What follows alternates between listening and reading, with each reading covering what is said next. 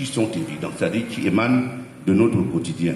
Car le sujet en lui-même est suffisamment expressif et le candidat s'interroge sur les politiques, les stratégies agricoles et alimentaires mises sur pied depuis l'époque coloniale et leur influence sur les enjeux du développement économique et en déduit maintenant un certain nombre de questions qui débouchent également sur des questions subsidiaires. Parmi les hypothèses développées, M. Monko s'interroge sur les politiques agricoles et alimentaires mises sur pied pour le développement agricole et alimentaire des populations de l'Ouest. Pour y parvenir, il a mobilisé une importante base de données afin, n'est-ce pas, de pouvoir explorer suffisamment ce terrain qui se présente aujourd'hui comme un terrain suffisamment fertile à la connaissance scientifique. Cela étant, le candidat s'est plié aux exigences de la méthodologie telle que cela est indiqué dans les sciences historiques, notamment la reproduction des ouvrages et des documents consultés en général, notamment aussi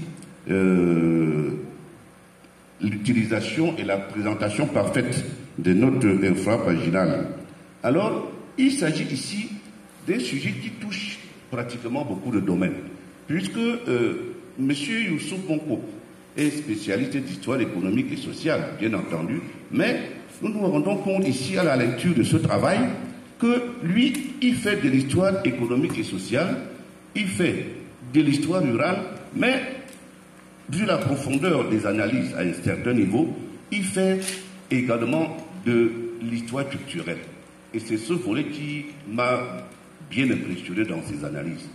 Alors, le problème qui se pose ici est d'une évidence avérée, car en réalité, les économies extraverties qui ont été sûrement imposées à l'Afrique ont fait de ce continent une partie du monde qui a beaucoup plus œuvré pour le bénéfice de l'Occident. Et le plus intéressant ici, c'est la théorie qu'il mobilise, c'est-à-dire la théorie de la dépendance. Sur ce point, j'ai eu la nette impression qu'il s'est un peu démarqué parce que les candidats ont souvent eu l'habitude d'évoquer des théories sans nous montrer le lien que ces dernières avaient avec le sujet traité. Puisque, en fait, la théorie de la dépendance, c'est une théorie justement qui prouve que les populations œuvrent pour les autres. Et à la fin, on se rend compte que les uns dominent les autres, même ceux qui travaillent sont nombreux et les bénéficiaires sont peu nombreux. Et c'est ce qu'il essaie de montrer dans tout ce travail de recherche. Et il y a également dans ce travail ce petit duel entre le système capitaliste et le système socialiste, en réalité, comme nous l'avons dit il y a certaines années, puisque, en réalité, on s'est rendu compte que le capitalisme, grâce à l'arme puissante constituée par la publicité, avait créé finalement un grand marché de consommation, pendant que le socialisme, de son côté, tant qu'il lui manquait, n'est-ce pas, un aiguillon assez puissant, différent de la recherche du profit, son succès était un peu limité dans ce sens. La preuve est que, même au niveau de l'organisation de la vie paysanne, on s'est rendu compte que les coopératives créées et qui ont été une espèce de structure au sein desquelles les paysans essayaient de mettre ensemble les fruits de leurs efforts. Jusque-là, cela a périclité vers les années 90, ce qui fait qu'aujourd'hui le paysan est un peu abandonné à son sort. Et les conclusions que le candidat Monko Youssouf, que je peux appeler peut-être docteur aspirant, pour l'instant, ces conclusions sont assez intéressantes par endroits, et même entièrement, puisqu'il finit par nous dire que la complexité qui se dégage de ce sujet est qu'on a en face des gens qui produisent, qui consomment, qui n'ont pas produit, et de l'autre, ceux qui produisent, qui ne consomment pas. Maintenant, je vais terminer mon propos, Monsieur le Président, par dire un peu ce que je connais de cet étudiant qui est en train de comparer devant nous. Monsieur Monko Youssouf, je l'ai connu vers les années, je pense, 2008. quand il a pris une inscription au département d'histoire de l'époque de l'université de Tchang. Ce qui m'avait marqué en lui à l'époque, c'était sa hargne, c'est-à-dire sa détermination à pouvoir servir, puisque dès le niveau 1, il s'était fait élire délégué. Et ses amis lui ont renouvelé cette confiance pendant 5 ans. Donc il est resté délégué des étudiants du niveau 1 jusqu'au niveau 5. Et il a servi l'administration universitaire avec abnégation et désintéressement. Quand il arrive en master 1 à l'époque, il s'est rapproché vers moi pour me demander si je pouvais accepter de l'étudier dans la recherche. J'ai accepté immédiatement, ce qui veut dire que nous avons devant nous ici un candidat que je suis depuis le master. Quand, après le master, il s'est rapproché vers moi pour dire qu'il voulait s'inscrire en thèse, c'est là où j'ai constaté que c'était un candidat, un garçon très ambitieux, parce que à l'époque, quand les codirections étaient autorisées, alors mon idée était qu'on chercherait un enseignant de rang magistral de l'université de Yaoundé pour qu'il s'associe à moi pour le diriger. Mais il m'avait dit à l'époque qu'il comptait plutôt s'inscrire, qu'il comptait plutôt prendre le professeur Odile Gert de l'université Marble de Strasbourg. Bon, je l'avais laissé faire, et puis cette inscription est passée, mais après un temps, Odile Gert, après avoir pris sa retraite, nous a écrit pour dire qu'elle se retirait entièrement de l'université. Il a donc fallu que sur place, on trouve une autre solution. Je l'ai encore laissé agir.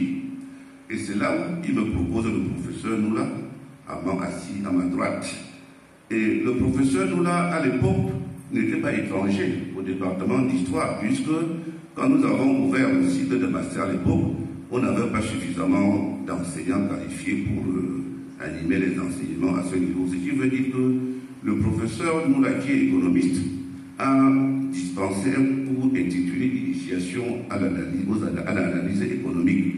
Il était question dans cet enseignement d'apprendre aux historiens qui avaient choisi de se spécialiser en histoire économique et sociale la voie par laquelle ils pouvaient utiliser les statistiques dans la démonstration ou bien dans la justification des faits historiques.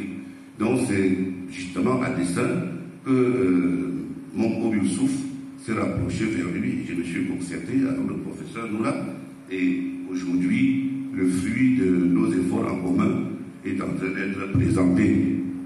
Sinon, je peux également dire que mon Youssouf est un candidat ambitieux, très ambitieux, parce que je ne peux pas compter le nombre de prix qu'il a emporté pendant tout son cycle. Il y en a au moins 6, c'est-à-dire le prix Camès de 2018, le prix national sur l'analyse des systèmes universitaires d'hier, d'aujourd'hui et de demain, où il a participé justement à un certain nombre de forums au cours desquels il a présenté des papiers qui ont été fort intéressants. Donc, ce qui veut dire en réalité que nous avons devant nous un candidat qui a travaillé sur un sujet, à mon sens, original, et avec des analyses pertinentes. Et tout mon souhait serait que le jury, dans son appréciation, essaye de trouver des arguments pour mieux le réorienter à l'avenir, afin qu'à la fin de cette soutenance, le candidat ait suffisamment de munitions pour aborder d'autres défis. Sur ce, Monsieur le Président du jury, je vous retourne la parole.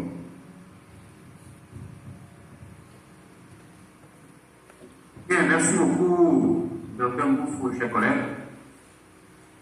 Je crois qu'on est suffisamment édifié et que le choix du professeur Noula n'était pas fortuit, il était appuyé sur des arguments scientifiquement démontrés au regard de ses qualités, ses compétences, son champ de déploiement scientifique. Et on comprend aussi le degré de son implication dans la finalisation de ce travail de recherche. Je vais de ce pas donc passer la parole au professeur Noula, afin qu'il nous dise comment il a à son niveau superviser le travail, parce que son regard en tant que professeur de langue magistrale, la fois a été le candidat, mais aussi et surtout pour le docteur Ngoufo qui, je pense, a profité de la collaboration. Professeur Doula, vous avez la parole. Merci, Monsieur le Président du jury, pour la parole donnée. Celle-ci va me permettre d'apporter ma modeste contribution aux travaux de doctorat PhD en histoire, option Histoire économique et sociale, de M. Monko Boussouf.